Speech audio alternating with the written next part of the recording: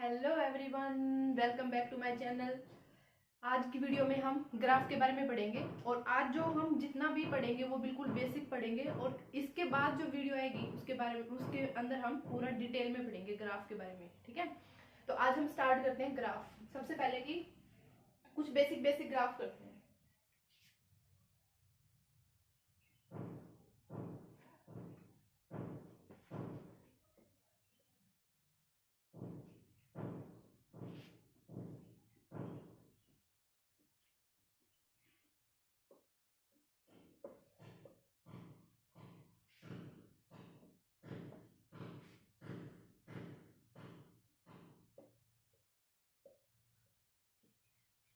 देखो यहाँ पे सबसे पहले मैं आपको बिल्कुल बेसिक से ग्राफ बताती हूँ। ये सपोज कर लिया कि हमारे पास में ए है और ये बी है। ठीक है, अगर मैं बोलूँ कि ग्राफ ऐसे है, ठीक है, इस टाइप से ग्राफ है तो इसका मतलब क्या रहेगा आपके पास में कि जो ए है वो क्या है, डायरेक्टली प्रोपोर्शनल टू बी रहेगा। ठीक है, फिर से हम यहाँ पे ऐसे लेते हैं, ये ए ये बी। ठीक है, और अगर हमारे पास में ग्राफ ऐसे है, हाइपरबोलिक ग्राफ है, तो इसका मतलब क्या रहता है कि जो ए है वो क्या हो जाएगा हमारे पास में इनवर्सली प्रोपोर्शनल टू क्या हो जाएगा, बी। ठीक है, ए इनवर्सली प्रोपोर्शनल टू बी। इसके बाद में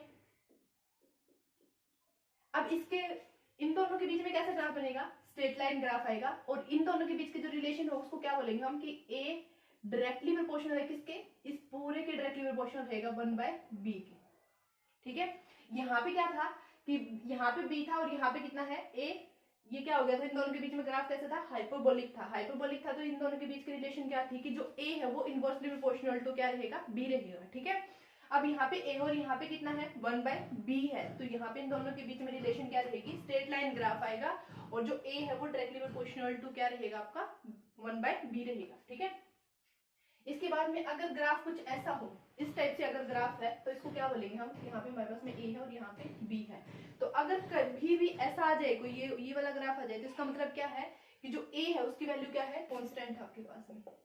ए इज इक्वल टू कितना आ जाएगा, कांस्टेंट। ठीक है, अब एक नेक्स्ट ग्राफ इसी में, ये ए है और ये बी। अगर ग्राफ आपके पास में ऐसा आ जाए, ठीक है, इस टाइप से अगर ग्राफ आता है तो इसका मतलब क्या होता है कि अब की बार जो बी है आपका वो क्या हो जाएगा, कांस्टेंट हो जाएगा। क्लियर इतना?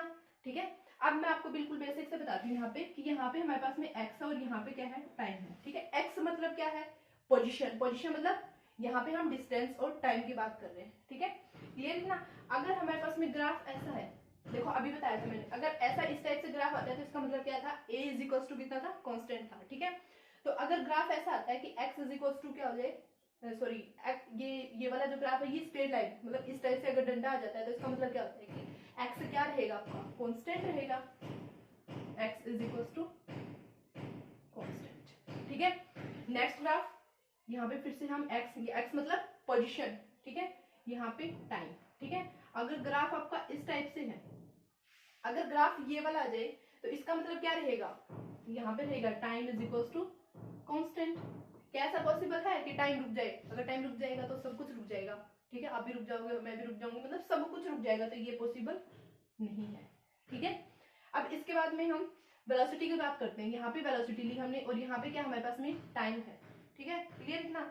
अब ये अगर ऐसे हो तो इसका मतलब क्या है, यहाँ पे हमने पढ़ा था एक्स क्या था आपका, कांस्टेंट, और यहाँ पे क्या है, इसमें क्या हो जाएगा, जो वेलोसिटी है वो क्या हो जाएगी आपकी, कांस्टेंट। अच्छा, यहाँ से एक बात समझ में आ रही है कि जो वेलोसिटी कांस्टेंट है तो ये ग्राफ और क्या शो करता है, देखो यहाँ पे बता रही हूँ मैं कि जो एक्सेलरेशन है आपका वो क्या होता है, dv/dt। अगर एक्सेलरेशन के बारे में डिटेल में पढ़ना हो ना तो प्लेलिस्ट के अंदर एक पूरी प्लेलिस्ट बना रखी है, उसके अंदर आपको एक्सेलरेशन की वीडियो मिल जाएगी। ठीक है, जो एक्सेलरेशन है वो क्या होता है, dv/dt। ठीक है, और ये v क्या है हमारा, कांस्टेंट। v क्या है, कांस्टेंट। कांस्टेंट का डेरिवेशन क्या हो जाएगा, इसके इक्वल होता है। इसका मतलब क्या है, आपका जो एक्सेलरेशन है वो भी कितना हो जाएगा, 0। तो यहाँ से हम क्या बोल सकते हैं कि जो ये वाला ग्राफ है ये हमें क्या शो करता है, ये ग्राफ क्या शो करेगा हमें कि जो a है हमारा वो इसमें क्या रहेगा, 0 रहेगा। अगर वेलोसिटी कांस्टेंट तो एक्सेलरेशन क्या रहेगा आपका, 0 रहेगा। अच्छा, अब इस ग्राफ पे अगर ये क्या है सॉरी, ये अगर पोजीशन है और ये क्या है आपका टाइम है। ठीक है, ये पोजीशन है और ये क्या है, टाइम है। तो यहाँ पे अगर मैं बात करूं कि वेलोसिटी की, वेलोसिटी क्या होती है, dx अपॉन में dt। अगर ये x ही कांस्टेंट है, x कांस्टेंट है, इसका मतलब क्या है आपके पास में वेलोसिटी भी क्या रहेगी, कांस्टेंट रहेगी। और वेलोसिटी कांस्टेंट मतलब यहाँ पे v की वैल्यू कितनी रहेगी आपके पास में 0, यानी v क्या रहेगा आपका इस ग्राफ के अंदर 0। क्लियर इतना। अब इसके बाद में ये वेलोसिटी, ये टाइम, क्या ये वाला ग्राफ पॉसिबल हो सकता है? नहीं हो सकता, ये वाला ग्राफ भी पॉसिबल नहीं हो सकता। अगर कभी भी आपके पास में हमने सपोज कर दिया कि ये 4 ऑप्शन आ जाए आपके पास में, कोई क्वेश्चन आया और ये ओनली ये 4 ऑप्शन आ गए आपके पास में, और आपसे पूछा जाए कि कौन सा ग्राफ इन सब में से, कौन सा ग्राफ इनमें पॉसिबल नहीं है, वो पूछा जाए, तो आप इजीली बता सकते हो कि ये वाला ग्राफ पॉसिबल नहीं होगा। ठीक है। इसके बाद में 2 ग्राफ बताती हूँ आपको। अगर ग्राफ हो आपका इस टाइप से, या फिर ग्राफ हो आपका इस टाइप से, ठीक है, एक ये वाला और एक ये बी और ये टी। अगर ग्राफ आपके इस टाइप से हो तो इसका मतलब क्या रहेगा आपका कि जो इंक्रीजिंग में है, ये वाला ग्राफ किस में है, इंक्रीजिंग में है, और ये वाला ग्राफ किस में रहेगा, डिक्रीजिंग में। अब आप सोच रहे हैं कि इंक्रीजिंग और डिक्रीजिंग में कौन है, तो टाइम के साथ में वेलोसिटी क्या रहेगी इसमें, इंक्रीजिंग में, इसमें टाइम के साथ वेलोसिटी क्या रहेगी आपकी, डिक्रीजिंग में। क्लियर इतना। अब इसके बाद में आता है कि हम क्लियर इतना।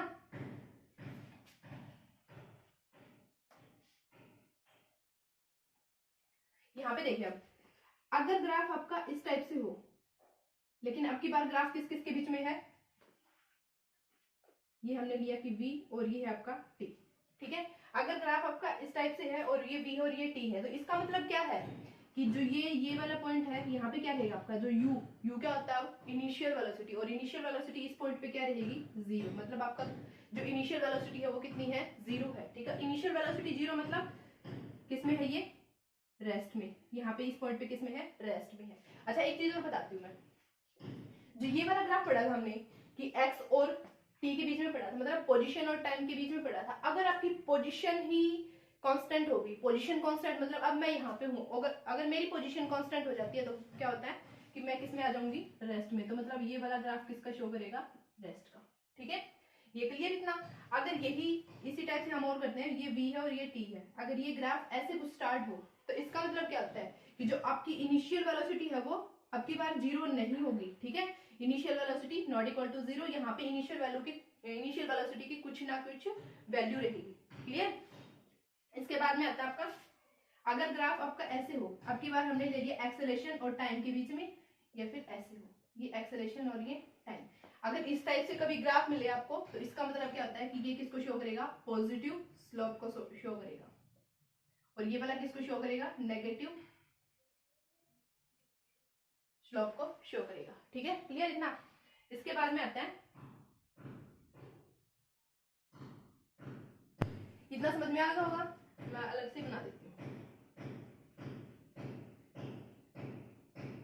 अच्छा इनमें ये तो पता चल जाएगा ना कि इनमें कौन कौन सा ग्राफ पॉसिबल नहीं होगा। इस लाइन में कौन सा ग्राफ पॉसिबल नहीं होगा, ये वाला ग्राफ कभी भी पॉसिबल नहीं होगा। अगर यहाँ पे हम टाइम की शो करते हैं, ये वाला भी पॉसिबल नहीं होगा और ये वाला भी कभी पॉसिबल नहीं होगा, बाकी सारे ग्राफ बनेंगे। अब आगे और करते हैं।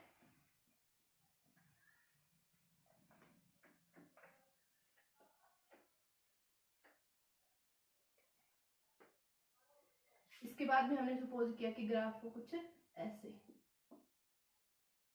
नीचे की साइड आ रहा है, ऐसे किस किस के बीच में, ये एक्सेलरेशन और टाइम के बीच में है। ठीक है।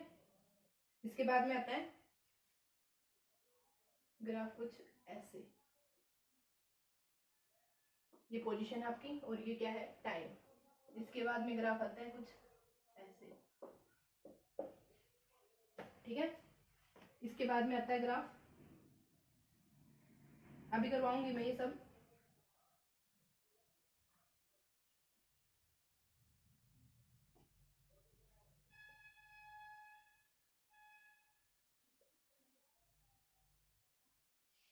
ठीक है।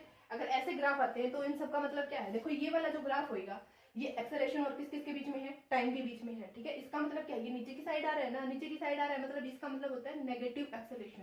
क्या लिखेंगे यहाँ पे, नेगेटिव एक्सेलरेशन रहेगा। ठीक है। नेगेटिव एक्सेलरेशन को क्या बोलते हैं, हम रिटार्डेशन बोलते हैं। ये क्या रहेगा आपका, रिटार्डेशन रहेगा। अब ये वाला ग्राफ आ जाता है आपके पेपर में। ठीक है। तो इसका मतलब क्या होता है, ये पोजीशन आपकी और ये टाइम है। देखो एक टाइम पे, सेम टाइम पे देखो ये वाला जो सेम टाइम पे देखो एक पोजीशन आपकी ये है और एक पोजीशन ये है आपकी, ठीक है। क्या एक ही टाइम पे दो पोजीशन पॉसिबल है? नहीं हो सकती। तो इसका मतलब क्या है, ये वाला ग्राफ आपका कभी भी पॉसिबल नहीं होगा। सेम ऐसे ये पोजीशन, ये टाइम, क्या एक टाइम पे आपकी दो पोजीशन पॉसिबल हो सकती है? नहीं हो सकती। तो ये वाला ग्राफ भी आपका कभी नहीं बनेगा।